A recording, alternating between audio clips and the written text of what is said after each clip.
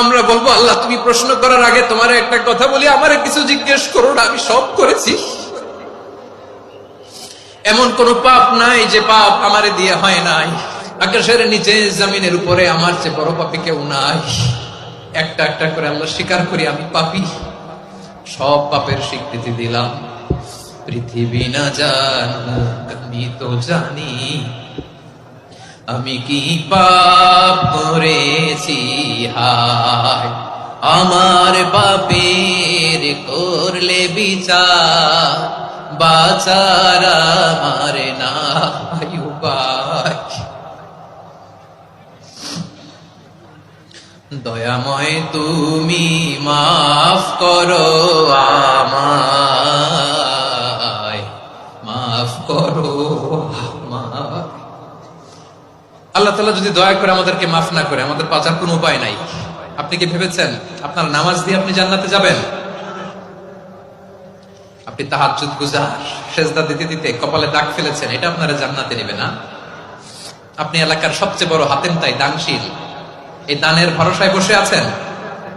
কশিন কালো আমাদের নামাজ, আমাদের রোজা, আমাদের ইবাদত, এগুলোকে মিজানের পাল্লায় উঠালে কোনো ওজনই হবে না।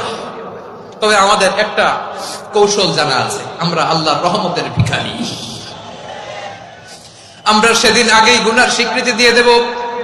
আমরা বলবো আল্লাহ তুমি প্রশ্ন করার আগে তোমার একটা কথা বলি, আমারে কিছু জিজ্ঞেস করো না, আমি সব করেছি। এমন কোন পাপ নাই যে পাপ আমারে দিয়ে হয় নাই। তোমার রহমত দিয়ে তুমি জান্নাতে পাঠাবা, তোমার দয়ায় জান্নাতে যেতে চাই, আমল দিয়ে না। পারবেন বলতে? কিয়ামতের দিন আমরা বলবো আল্লাহ আমার আমল দিয়ে জান্নাত চাই না, আমি তোমার দয়া দিয়ে জান্নাত চাই।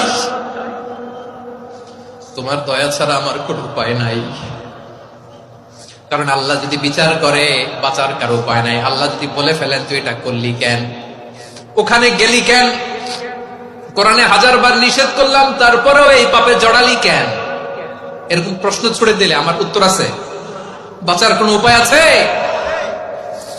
রোজ হাসরে হে আল্লাহ আমার করোনা বিচার, আল্লাহ করোনা বিচার। বিচার চাহি না তব দয়া চাই, এ গুনাহগার করোনা বিচার। আপনার আমল দিয়ে জান্নাতে যাবেন? কি দিয়ে যাবেন? আল্লাহর দয়া দিয়ে। আল্লাহর রহম আর দয়া ছাড়া কেউ জান্নাতের চেহারাও দেখতে পাবে না।